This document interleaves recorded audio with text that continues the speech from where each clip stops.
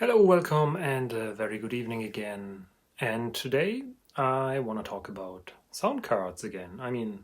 That's often the case on this channel.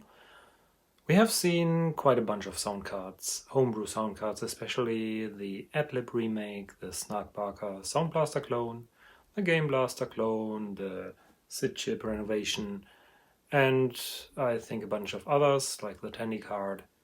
But one is still missing in action, basically. The sound card for DOS systems of the 1990s.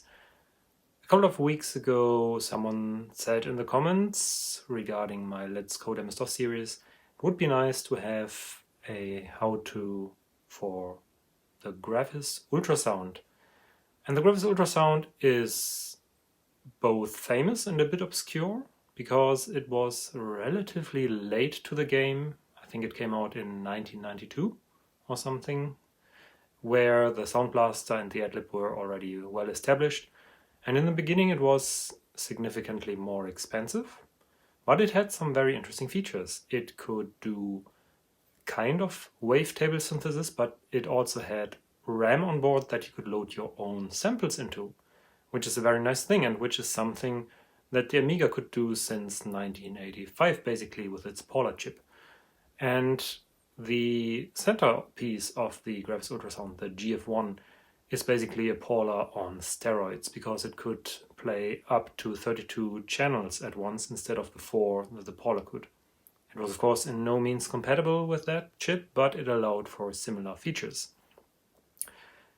Getting an ultrasound card nowadays shouldn't be too hard, because they were relatively common, but it turns out they are highly collectible and they are expensive. A used Gravis Ultrasound goes anywhere from 200 to 400 euros, and we are always on the cheap here on this channel. We can't afford that. Worst part is, I used to have a Gravis Ultrasound and sold it 20 years back for I don't know how much, but it was definitely less than 200 euros. Even with inflation adjusted. So yeah, one of those things that I should have kept but didn't. Never mind. There are, of course, homebrew projects to the rescue. Not for the original Ultrasound, but for its successor, the Gravis Ultrasound Plug and Play, which came out, I think, around 1994, and it adds a couple of new features to the card. First and foremost, the plug and play capability. No more jumpers required. And also a new chip, the AMD Interwave, which has higher sampling rates, especially when you're playing a lot of channels at the same time, and a bunch of other improvements for input and output of standard PCM sounds. But other than that, there are at least two different people pushing forward with these homebrew cards. One of them is Shock. His name, at least on the forums, is Shock. He produced the Argus Gravis Ultrasound Plug and Play clone, but those were sold out pretty quickly, and he does only a limited run. And both projects are not open source, so you can't do your own thing but have to order with the people who produced that. And the second one is by a Russian chap, and the project goes by the name of Argus. No. And the second one is by a Russian chap, and it goes by the name of GUSar. And there are different versions. The GUSar Lite is what I picked, because it's actually the cheapest one. It has the Gravis Ultrasound ROM, and the RAM has the Interwave, but has no ability for plugging in PS2 sims, like the original plug-and-play cards, which is fine because it already comes with 1 megabyte of RAM, which is plenty for most purposes. And it doesn't come with the CD-ROM interface, which is also fine because I actually don't need that. And the whole thing comes out at about 50 euros for the kit. It includes the Interwave chip, which goes in a single unit for around 10 euros on eBay. You can still get them new old stock, because it seems that before Gravis went bust, a lot of these chips were produced by AMD, but weren't used. So yeah, let's have a look at that and try to solder the card. So yesterday we soldered the renovation 2020-03, which is the very first prototype of Benedict's SID chip-based sound card, a clone of the Innovation SSI 2001 of the late 80s. And it works. We're missing still the 5F8 for the game port, but that will arrive shortly, and I need to manufacture some kind of bracket. But other than that, it's fine. And this arrived today. So you get a sneak peek here. It's something coming from Russia with love. And it is quite something in here. I hope it survived the journey. Let's take it out. And here it is. Oh, even with blank brackets. That's nice. Let's have a look. I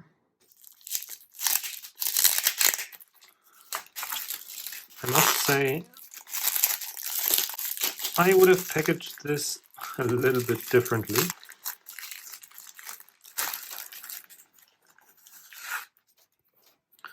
There's a little bit of scratch in the coating here, but other than that, looks pretty okay. And there you have it.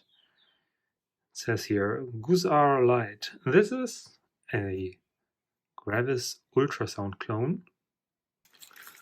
Let us try to see if everything is in there. Okay, yeah, so the packaging of the ICs and the stuff is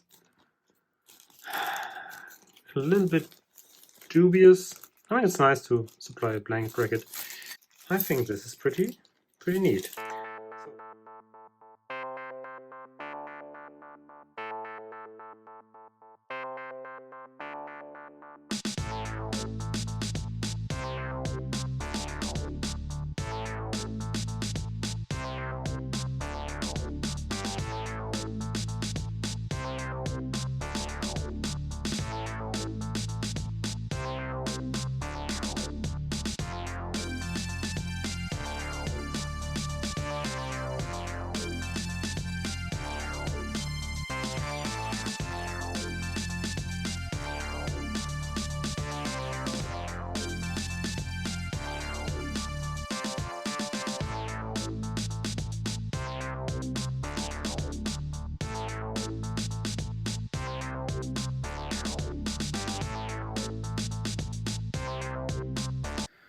Right, after something like 3 hours of soldering and stretched over 2 days and lots of cleaning in isopropyl alcohol, I think the card is ready. There were a few things that are not optimal. For example, I soldered everything with the iron, and that's why the capacitors and resistors are a bit wonky at times, but contact should be good. I think the important thing is that the chip has no bridging. This here is, I think, a little bit of tissue that's still stuck here. Need to clean that off before I plug it in. And yeah, the other ICs also seem to be fine. I hope that is the case. But these electrolytic caps, they are nasty because they sit face to face and the pads are below. You actually are supposed to do all this with a hot air gun, which I don't have. So this one here is a bit wonky, but yeah, I put my soldering iron from the side so that I can solder to the pads still, as you can see here.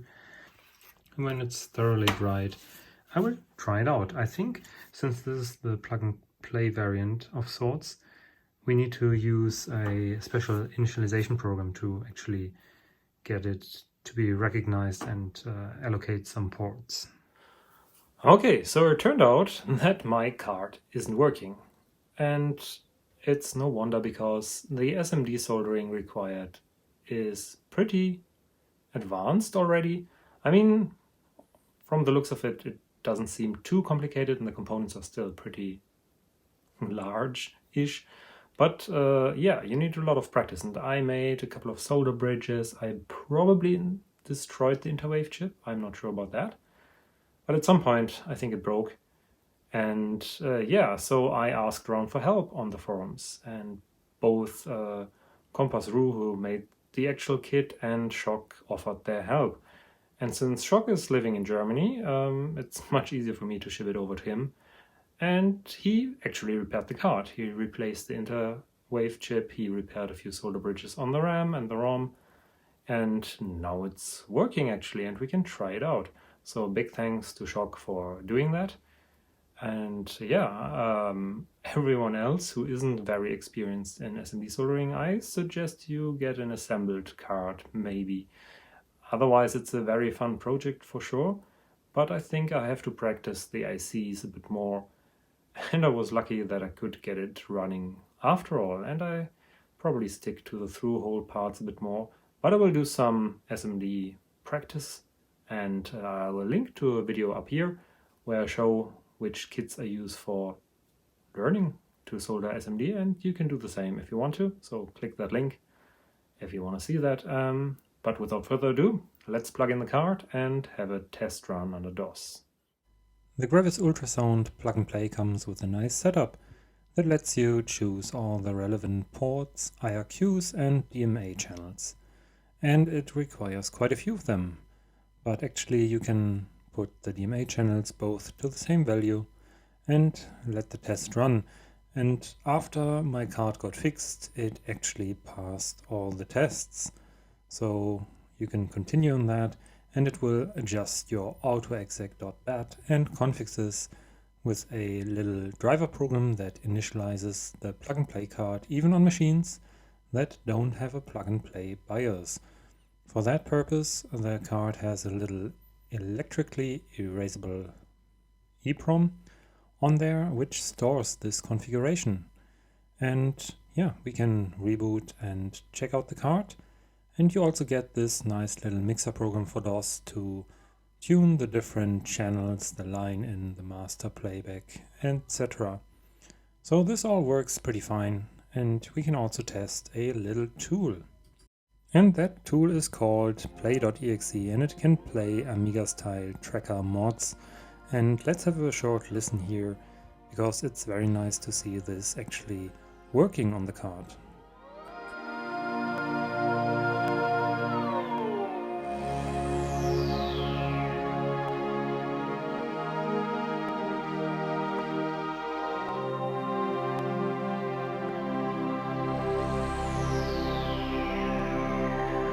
I was originally testing this card on a 286 because I thought for a 286 this is actually pretty useful a card to have, because it can offload the CPU by taking over the sound mixing.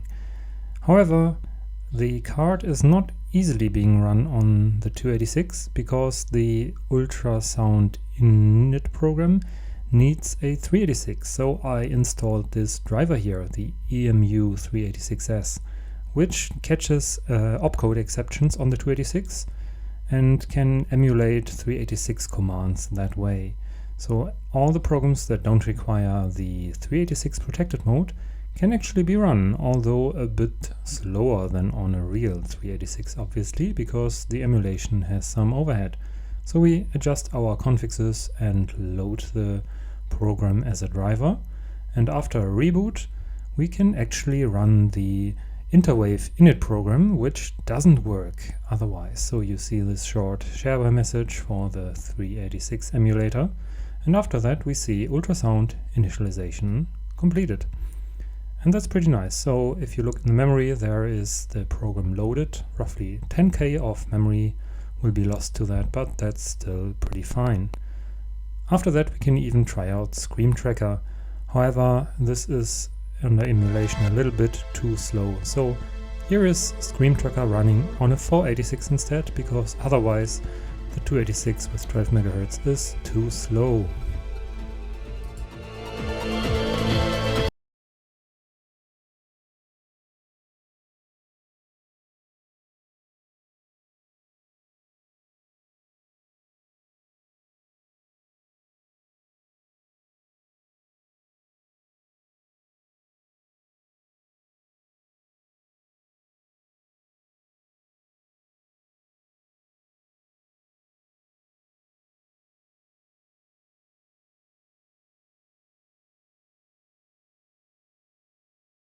My favorite program, Modmaster XT, is also supporting the Gravis Ultrasound, and it of course works just fine even on a 286.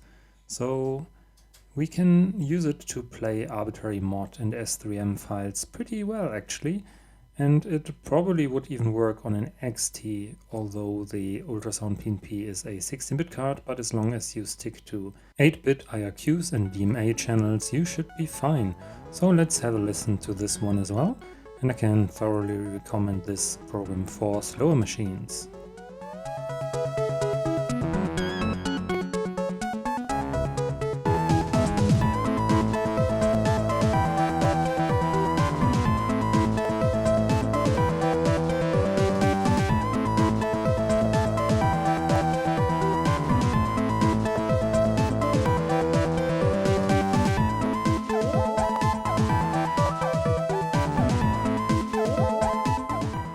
And there are also quite a few games that support the Gravis Ultrasound natively. Most important of all for me, it's Pinball Fantasies, which also uses mod music for its background music, but also a lot of epic mega games titles such as One Must Fall, Epic Pinball or Jazz Jackrabbit support the Gravis Ultrasound.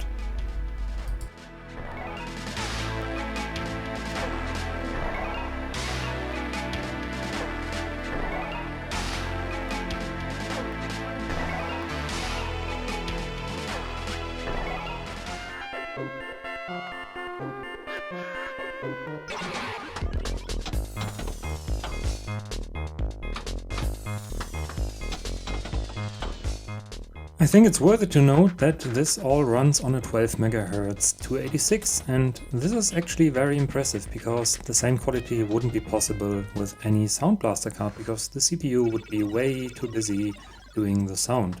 So this is actually pretty neat to have a Gravis Ultrasound for. And of course, the demo scene is also making heavy use of the Gravis Ultrasound, but there are not that many demos that actually run on a 286, but tons of demos that will run on a 386 or better. So here's one of those demos, the Legend demo, which runs on a 286.